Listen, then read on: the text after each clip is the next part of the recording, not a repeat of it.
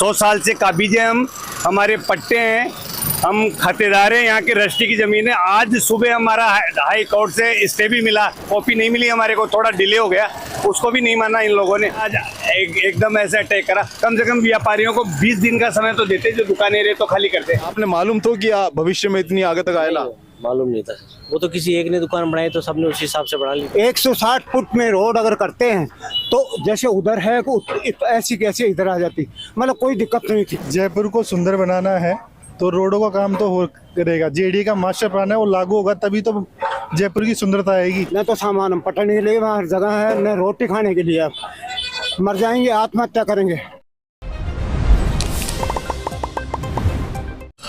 खमागणी राम राम, मैं हूं आपके बीच में आपका दोस्त दीपक। आप देख रहे हो झलको मीडिया चैनल और एक बहुत खास विशेष मुद्दा पे मैं आज बात करने वाला हूं। एक खास स्पेशल रिपोर्ट मैं आपने बता रही हूं, वो यह है कि जेडी द्वारा अनाउंस किया गया तो कि आज जो रोड है, आप मानसरोवर मेट्रो से लेकर आगे जा रही है रोड सांगनर पुलिया तक, इन रोड ने जो कि 200 फीट कर देला और 200 फीट करवा से इन बीच में आओ वाली 700 दुकानों ने तोड़ देला।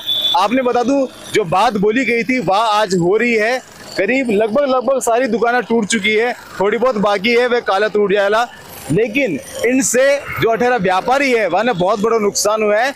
वहां जाना ला कि वे इन बारे में कहीं कहना चाहे है, कहीं वहां मुआवजा मिल रहा है या फिर आज जो जमीन है या अवैध थी या वाकई में मानी थी। और अगर आज 200 फीट रोड है, अगर इन्हें थोड़ा कम कर दिया जाता, अगर इन्हें आप देख सको कि 120 कर देता या फिर वो जो एक्सप्रेस वे कम करता तो वहां कुछ फायदा मिल सकता था। कि तो आप चला कुछ लोग है व्यापारी वहां बात करा। आओ, एक अंकल जी हमारे साथ है, यानी देखो आप देख सको पीछे दुकान है, बहुत बड़ी 3 दुकानें थी, किराना की दुकान थी और अठा आगे भी दुकान थी, पूरी जमीन जा रही। यहाँ बात करा, ये कई कहना चाहने बारे में। टिका कुमावत का भी था यहाँ, 100 साल से काबिज है हम, हमारे पट्टे हैं, हम खातेदार हैं, यहाँ की रजिस्ट्री की जमीन है। आज सुबह हमारा हाई कोर्ट से स्टे भी मिला, उसको भी जेडी वालों ने कॉपी नहीं मिली हमारे को, थोड़ा डिले हो गया, उसको भी नहीं माना इन लोगों ने।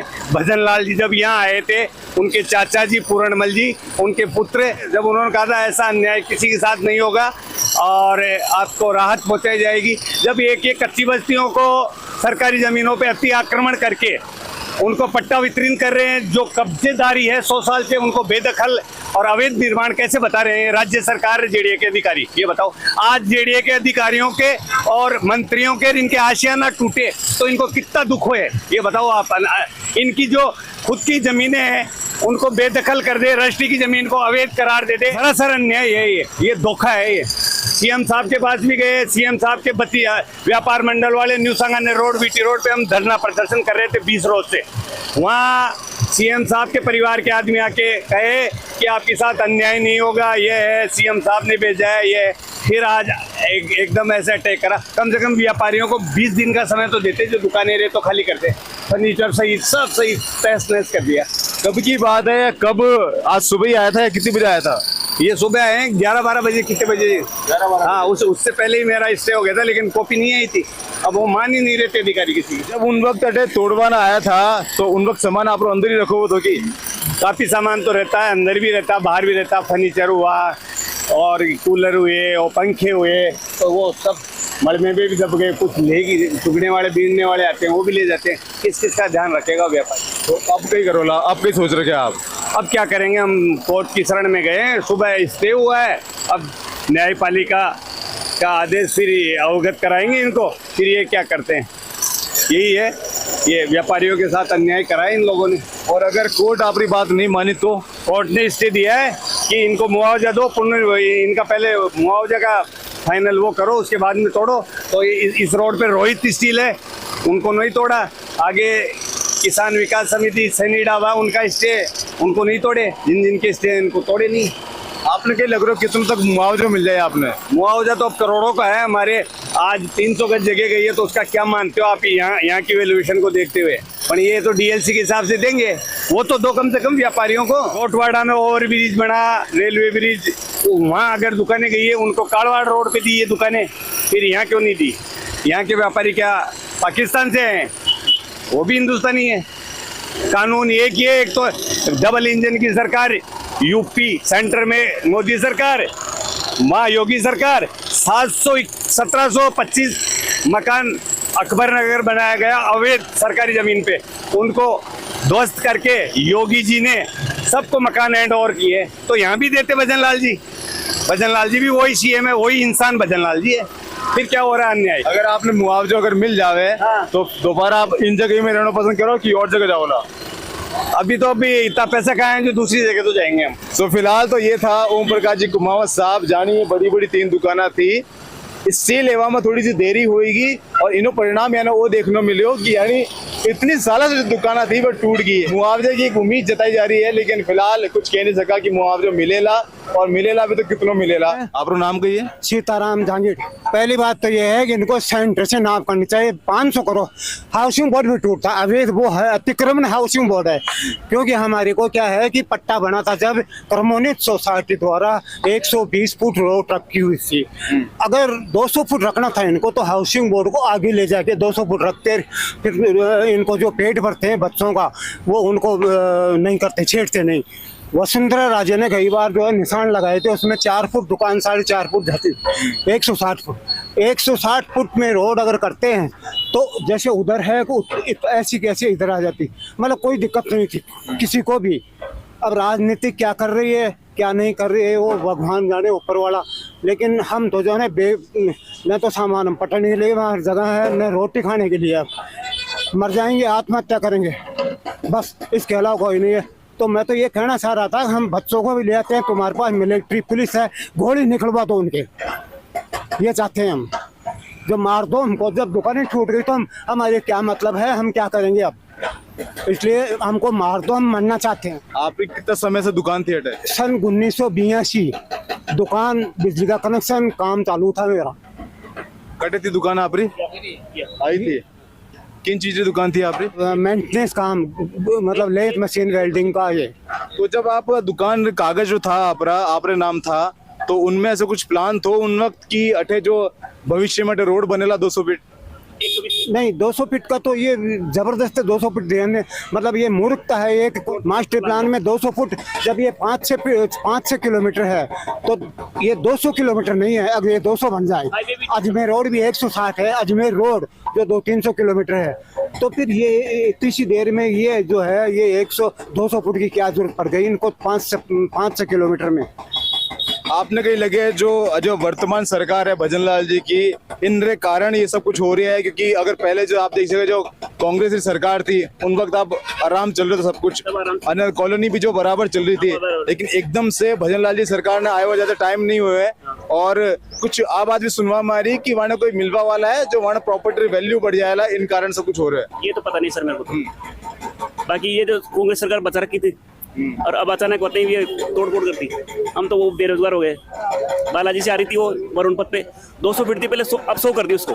ये भी हो सकती थी कम। बिल्कुल, बहुत बड़ी बात है। आगे भी जो रोड कम हुई है तो आगे कम हो सकती थी, शायद कहीं व्यापारी ये वाली दुकान बच जाती, जो आगे जो मकान टूटा है वहां भी मकान बच जाता। और भी कुछ व्यापारी हम बात करा। राम राम सर। राम शुभ नाम? लोकेश। लोकेश जी, आप ये दुकान थी कोई? हाँ साहब, ये 4 दुकानें अपनी थी। अपनी थी? हाँ। किन चीज की दुकान थी? अपना सीमेंट का, गाय के बाट का, इसका काम था। और कितना साल से थी? सर 35 साल हो गए लगभग। 35 साल से। तो आज जो आप देख रहे हो अपने सामने, तो इन्हें जिम्मेदार आप किन्हें मानो?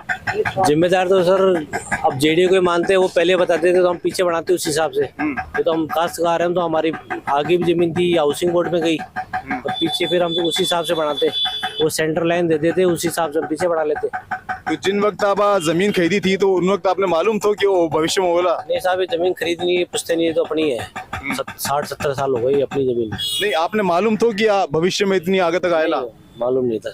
वो तो किसी एक ने दुकान बनाई तो सबने उसी हिसाब से बना ली। तो आपको जेडी अधिकारी से बात करी इन बारे में? अब वो तो क्या बात करे, वो तो उनसे क्या करे बात, अब वो तो टूट ही गई, अब क्या बात। तो बिल्कुल बात करनी जरूरत है कि एकदम से मास्टर प्लान किकर बन गए हो, आप किकर कर सको, कुछ मुआवजे दे रहे हैं आपने? नहीं, अभी हाल फिलहाल तो ऐसा कुछ नहीं। अगर जगह देते तो चलो कैसे भी कर आके कोई माता चूता करके वो दुकान बना लेते हैं, हम हमारी वो करते। और ऐसी स्थिति में देते जैसे ये मेन रोड है, इसके तेजा ये हाउसिंग बोर्ड में उधर खाली पड़ी है पूरी जमीन, वहां से दे देते, आतिश मार्केट में दे देते। तो कुछ तो करना चाहिए ना हमारे लिए। बिल्कुल मना कर दिया गया, तो है अतिक्रमण है, यानी हाउसिंग बोर्ड से 10 साल पहले बना हुआ वो अतिक्रमण है, और हाउसिंग बोर्ड अतिक्रमण नहीं है। कई आप लोग इकट्ठा हो गए, कई भजन लाल जी ने ऑफिस से बाहर गया, दफ्तर से बाहर बात करवाई कोशिश करी। अजी सबसे बात की हुई है भजन लाल जी ने, अभी कल परसों कितनी बात हुई है भजन लाल जी की, तो हाथ सीधा कर दिया। नहीं, मेरे तो बस की बात नहीं है कुछ भी। भजन लाल जी चाहते तो जेडीओ ने भी कहते, कोर्ट में भी जो है लिख के देते कि 160 में साहब रोड काफी है, दोनों तरफ बड़ी हो गई, तो कुछ भी नहीं होता। भजन लाल जी ये चाहते थे कि इनका कत्ल हो। जानवर हैं हम तो जानवर हैं, इंसान थोड़ी हैं। इसलिए कोई बात नहीं, हमने तो एक कसम खा ली, अगर वोट किसी को जिंदगी में नहीं देना है हमारा परिवार, बस खत्म। कहीं की सरकार है ये, सरकार है जो कत्ल कर रही है। राजा महाराजा नहीं करते थे कत्ल, तो पहले के जो कोई गरीब था तो उनको देते थे कुछ। बाबू जी बहुत बड़ी बात कह रहे हैं, जो उन समय जब राज घराना हुआ करता था तो वे जागीरदारा ने जमीना देता था और भी खूब देता था कि आप लो, आप बनाओ, कुछ करो। लेकिन अब जो सरकार आ रही है, जो प्रजा चला रही है, वे देवारी जगह उल्टा लेवारो काम कर रही है। और भी कोई है जो कुछ बताना चाहे? जयपुर को सुंदर बनाना है तो रोडों का काम तो हो करेगा, जेडी का मास्टर प्लान है वो लागू होगा, तभी तो जयपुर की सुंदरता आएगी। अभी क्या होगा, ये बन गया, फिर रोड फिर खोदेंगे, फिर कहते हैं गैस लाइन डल रही है, फिर वो रोड कूटेगी, फिर लोगों का नुकसान होगा, फिर कहते हैं हम टैक्स डिबेट, बिकॉज हम भी बिजनेस कर रहे हैं यार भाई, ये होता है। अगर हमारा भी काम चल रहा है यहाँ पे, हम भी देख रहे हैं कि कोई दिक्कत नहीं, हर हर महादेव के भरोसे छोड़ रखा है, जो होगा देखा जाएगा। बोल दिया, वो बोल के गए ना कि क्या बोल के गए कि रोडों को सुधारना है, जयपुर ने सुंदर करना है, इसलिए रोडा ने चौड़ी करनी पड़ेगा। देखो जयपुर तो वैसे ही सुंदर है, राजस्थान वैसे ही सुंदर है, मनोरी एकता सुंदर होना चाहिए। बाबू जी आपसे जानना चाहवा, आप भी अठे रिया करो? मैं भी मानसर में रहूं भाई। आपकी दुकान थी अठे? दुकान इस लाइन में तो नहीं है, लेकिन मेरे तो दुकान आपने है। क्यों नहीं मुद्दा पे?